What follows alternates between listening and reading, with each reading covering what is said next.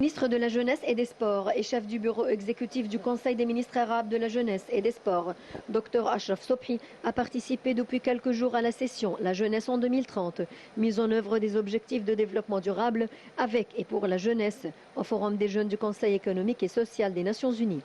Le ministre a déclaré « Nous avons tous vécu et vivons encore l'une des périodes les plus difficiles de l'histoire moderne, compte tenu de l'exposition du monde entier aux effets de la pandémie du coronavirus, qui a laissé les pertes humaines douloureuses et de profondes répercussions économiques et sociales. » Dr Sobhi a souligné que les gouvernements du monde ont cherché et cherchent toujours à alléger le fardeau de leur peuple, que ce fardeau soit économique, sanitaire, psychologique ou autre, et par conséquent, il ne fait aucun doute que profiter des expériences des jeunes et de le soutenir est une nécessité urgente qui se profile à l'horizon pour surmonter ce défi mondial. Il a également confirmé que l'Égypte, sous la direction du président Abdel Fattah el-Sisi, cherche à soutenir les jeunes et à les mettre au premier plan des priorités et à investir dans leurs capacités et leur énergie, ce qui a contribué au développement de la société, indiquant que le ministère de la Jeunesse et des Sports a préparé la stratégie nationale pour la jeunesse 2022-2027. La stratégie nationale égyptienne pour la jeunesse représente une feuille de route pour les exigences et les besoins des jeunes pour les 5 prochaines années, en plus des programmes de développement des jeunes et du soutien à la jeunesse qui ont fait bondir l'Égypte de 13 places dans l'indice mondial de la jeunesse.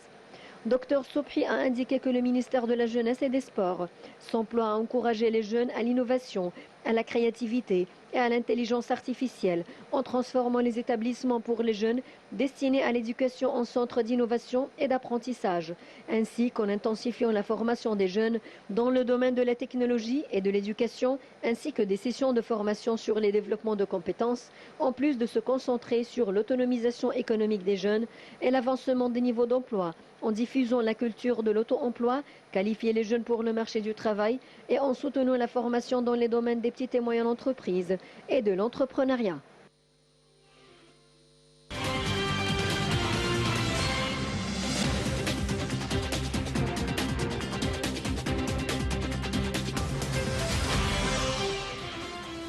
En fait, Dr Cherif Amir, depuis que le chef de l'État, le président Abdel Fattah el-Sisi, a pris le pouvoir ici en Égypte, on a toujours entendu parler et on a même touché cet intérêt particulier accordé à la jeunesse.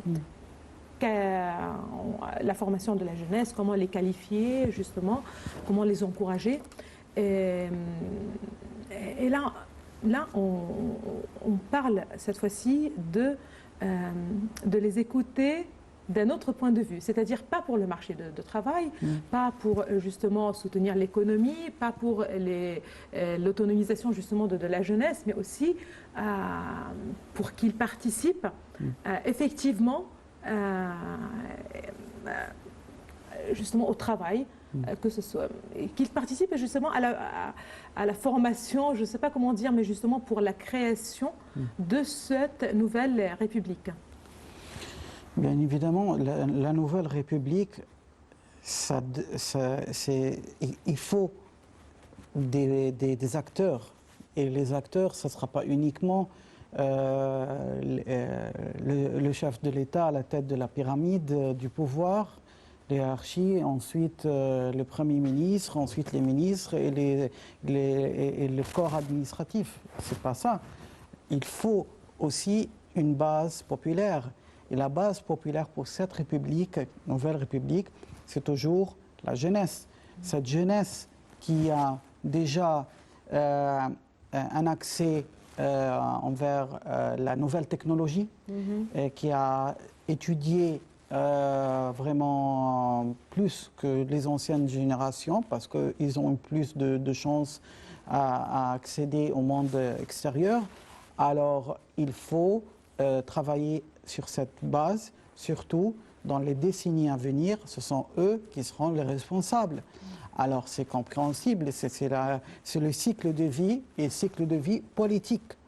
Alors il faut être très visionnaire là-dessus, parce qu'on a vu que les systèmes où il y a uniquement une mentalité d'une seule génération, elle ne peut pas continuer pour des années. Elle reste figée. Et c'est ça ce qu'on a vu pendant ce qui s'appelait le printemps arabe. Qu'il y a eu à un certain moment des leaders qui n'ont pas pu aller en avance avec la jeunesse. Alors il y avait cette fracture et cette coupure. S'il y avait le dialogue, s'il y avait la participation, les choses auraient été beaucoup différentes. Et je crois que le président, il voit que c'est ça ce qu'il faut faire pour préserver la souveraineté du pays, c'est-à-dire donner du nouveau sang dans le corps administratif. Par exemple, on voit maintenant dans nos ministres, il y a des jeunes ministres maintenant, et c'est très bien. Et je crois que ça coupe aussi la route à ceux qui veulent exercer une sorte de pression sur la prise de décision ici en Égypte, à nous dicter ce qu'il faut faire, comme ils le pensaient avant. Alors tout ça, on leur coupe la route, on leur dit c'est un dialogue national, il y a les jeunes, il y a toutes les sphères politiques et sociales identitaires en Égypte, mais il y a une ligne rouge avec les groupes terroristes. Et je crois que la nouvelle République, elle sera basée sur ces principes. La pyramide, c'est le chef de l'État, ensuite le corps administratif, et la base, c'est la jeunesse et la population active. Très bien, préparer la voie à cette jeunesse et préparer cette jeunesse pour assumer ses responsabilités, cette jeunesse qui pose beaucoup de questions, qui est déjà très enthousiaste et qui veut vraiment, qui a de la volonté en fait pour parler, s'exprimer et justement participer. Et quand on parle de participer aussi politiquement, ça doit certainement les encourager dans les différents, justement, les autres domaines en fait de notre quotidien, de leur quotidien. Aujourd'hui, lorsque vous avez parlé de transparence, lorsque vous avez parlé justement de ce lien entre politique et économie, j'aimerais bien revenir à cette conférence de presse donnée par le Premier ministre il y a 2 jours, Dr Moustapha Madbouli. Il a parlé économie, mais certainement il y avait des messages aussi politiques dans cette conférence de presse, c'est-à-dire quand il a donné les chiffres, quand il a parlé, il a donné beaucoup de précisions sur l'actualité économique, et certainement il y avait des messages aussi politiques, justement pour rassurer, par exemple, quand on essaye de rassurer le secteur privé, quand on essaye, il me semble qu'il a voulu répondre à des questions, et encore une fois, tellement sont liés l'économie et la politique. Je crois que le Premier ministre, pour la première fois, il était très clair sur ce qu'on va voir. Le ton n'était pas trop optimiste et je trouve que c'est bien déjà. Pourquoi? Parce qu'il faut être très franc avec la population, il faut leur préparer à ce qu'on va vivre, parce qu'on sait très bien que la situation internationale est en voie de complexité. Ça va être encore plus complexe avec toute cette confrontation entre les puissances internationales économiquement, militairement et sur tous les niveaux. Alors le Premier ministre, il était clair que si on va prendre ici en Égypte des mesures draconiennes concernant l'économie et qui a fait fâcher pas mal d'investisseurs à un certain moment dernièrement, mais c'est comme l'opération chirurgicale. Il faut prendre des mesures, ça va être dur, à un certain moment, il faut l'accepter. Et ça arrive comme ça dans tous les pays du monde. Très bien, je vais justement revenir à la jeunesse, puisqu'on... avant de continuer sur ce point, en fait, quand on a parlé de la jeunesse, et tout à l'heure on a parlé justement de comment peut-être le chef de l'État avait justement une certaine vision parce qu'il a lancé ces forums destinés à la jeunesse. Le premier, c'était peut-être à Sharm el-Sheikh, et puis il y avait à Assouan, au Caire. Et donc, encore une fois, c'était une excellente occasion pour les jeunes pour s'exprimer, mais aussi pour avoir cette expérience, justement de participer à un comité, de préparer un dossier. Il y avait toujours des modèles au sein, par exemple, des écoles, des universités, les simulations, justement. Mais là, c'était une excellente opportunité. Et là, on a vu comment ils étaient justement motivés à investir aussi pour parler de questions aussi bien nationales qui nous intéressent au niveau justement local, mais aussi international, comme par exemple l'environnement, des autres questions. Là, j'aimerais bien vous inviter justement à suivre un commentaire sur, comme un compte rendu justement de ces forums adressés à la jeunesse et pour la jeunesse.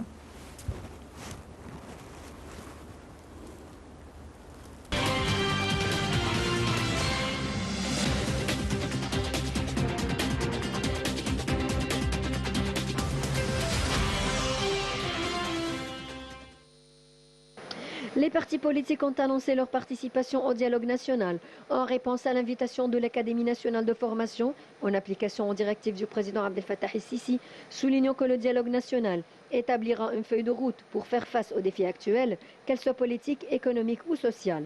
Le président Abdel Fattah el-Sisi avait appelé à un dialogue politique global sur les priorités de la phase actuelle.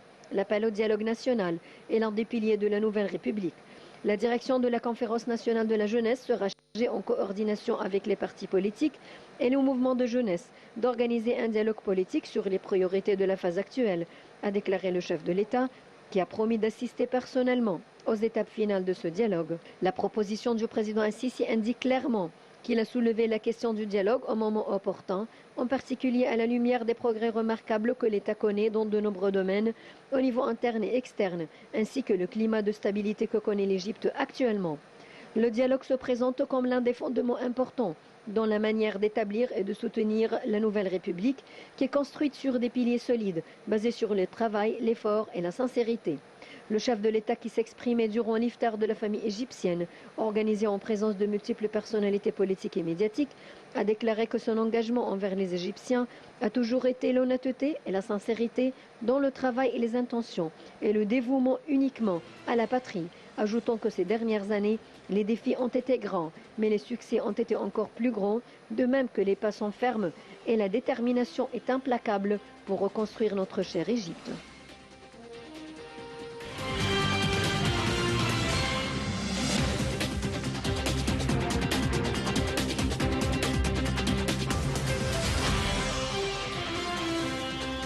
Là, justement, encore une fois, en retour justement à l'idée de parler, de communiquer, d'écouter la classe politique. Aujourd'hui, quand on parle justement de la classe politique égyptienne, déjà, quel regard vous portez sur cette classe politique? Les courants, si on a des courants clairs, par exemple, comment voyez-vous cette classe politique qui doit justement participer à ce dialogue? La classe politique, j'aimerais dire que c'est un peu tôt de parler de cette notion, parce qu'on vient de sortir d'une révolution et d'une pseudo, je veux l'appeler comme ça, guerre civile qui était en 2012 et en 2011-2012 et qui a été arrêtée grâce à la population égyptienne en 2013, le 30 juin. Oui. Alors, il y a eu un tremblement de terre qui a fait effondrer toute cette classe politique qui existait à un certain moment. Elle a été épuisée. Bien sûr. Et l'Égypte, du jour au lendemain, était face à des groupes terroristes sur son territoire. Nous nous rappelons tous les actes terroristes qui ont frappé l'Égypte en 2013 et comment on a dû faire tout pour les arrêter. Alors maintenant, je trouve que la classe politique, c'est contraire à l'économie. L'économie a pu survivre, mais la classe politique, elle est sous les décombres. Il faut le dire. Et justement, comme de part, l'économie a pu justement survivre grâce aux efforts qui ont été déployés par l'État tout d'abord. Oui. Est-ce que c'est pareil aussi? Est-ce que c'est aussi... C'était pas facile, mais c'était faisable au moins. Voilà, on a commencé, on s'est lancé, et voilà, on est plus ou moins bien, on est plus ou moins rassuré, même s'il y a une crise, des difficultés et tout cela, mais c'est bien, on avance. Est-ce que c'est pareil pour la politique? Est-ce que c'est facile? C'est pas si compliqué justement de reconstruire cette classe politique, d'avoir une opposition qui veut le bien de l'État, justement. Vous avez mentionné que cette classe politique a été épuisée. Vous avez mentionné justement ce qu'a je sais pas ce que ces groupes terroristes ont fait. Là, on parle d'agenda, tout simplement. On parle d'agenda. Aujourd'hui, est-ce que tout comme l'économie, l'État a un rôle justement pour créer à nouveau cette classe politique, laisser la voie, je ne sais pas comment faire. Si on va faire une comparaison symétrique avec l'économie... Pas tout à fait symétrique, mais justement... sur ce niveau, je vous dis tout de suite non. C'est très compliqué pour la politique. Parce que l'économie, il faut injecter de l'argent. Et il faut être très franc. C'était l'armée, notre force armée et nos frères du Golfe. Surtout les Émirats, l'Arabie Saoudite. Alors, ces deux forces ont pu sauver l'économie. Là, on ne peut pas le faire dans la politique. Ça sera une ingérence. Alors, l'armée ne pouvait pas introduire des partis politiques. Ça, c'est une chose. La deuxième chose, s'il y aura de financement étranger aussi, ça sera la même faute qui a eu lieu avec ce qui est appelé les frères musulmans, qui ont eu l'argent de l'extérieur du pays. Alors, ça sera la même chose. Alors, c'est beaucoup plus difficile. Et il faut dire la vérité. La mentalité des gens, pour des décennies, depuis les années 70 jusqu'à 2011, il y avait une seule alternative, c'était le courant religieux, le courant des frères musulmans. C'est tout. Alors, la population n'avait pas d'autre vision. Alors que maintenant, vous venez leur dire, trouver une idéologie politique, vous avez eu des générations qui étaient désertifiées dans leur tête concernant l'idéologie politique. Il y avait uniquement les groupes des frères musulmans, ou bien c'était le régime de Sadat ou de Moubarak. Après ça, il n'y avait rien. Alors que maintenant, il faut leur dire, non, il y a d'autres choses. Il y a d'autres choses et ce n'est pas toujours une confrontation négative. Quand vous dites une opposition constructive, qui travaille avec le président, qui travaille avec l'exécutif, qui participe avec, pourquoi pas, avoir un gouvernement de cohabitation, comme ça existe. Oui. Alors que maintenant, je trouve que non, on n'est pas arrivé à cette maturité. Il y a quelque chose de très paradoxal, c'est que la rue est devenue plus...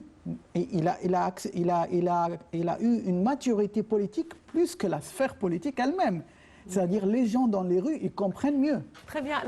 En fait, c'est dans ce contexte en fait, que j'ai voulu mentionner l'idée de cette responsabilité de l'État. Oui. Ce n'est pas que l'État intervient, qu'il intervient directement, mais ne serait-ce que, peut-être son rôle, ne serait-ce que laisser les classes politiques se former à nouveau, leur donner peut-être l'opportunité. Certainement, il y a déjà une certaine présence. Et quand on revient justement à des partis comme l'OAF, à titre d'exemple, est-ce qu'on peut, est-ce que ça doit être on doit parler de nouveaux partis? Il y a déjà des partis sur la scène politique quand même. Mais là,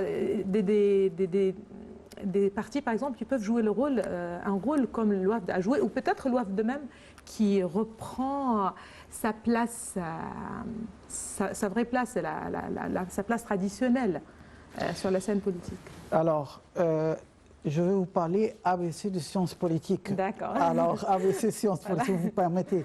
Alors, professeur, d'abord, il faut une figure politique. D'accord. Alors, l'OAF, je ne trouve pas qu'ils ont maintenant un leader qui peut vraiment être une voix très claire. La deuxième chose, programme politique distinctif de l'exécutif, c'est-à-dire quelque chose de différent. Pourquoi je voterai pour vous et pas pourquoi pour X, pourquoi pour Y? Alors, qu'est-ce qu'il va me donner de privilèges? Et la troisième chose, là, je vais vous dire, alors oui, c'est la responsabilité de l'État peut-être, c'est la voix médiatique. Il faut avoir, par exemple, une chaîne qui parle, ce n'est pas uniquement les journaux, parce qu'on sait que maintenant les journaux, la presse écrite n'est plus comme avant. Alors, il y a les réseaux sociaux, et c'est toujours... Il faut être très méfiant des réseaux sociaux, le Facebook, etc. Et aussi, alors il faut une chaîne de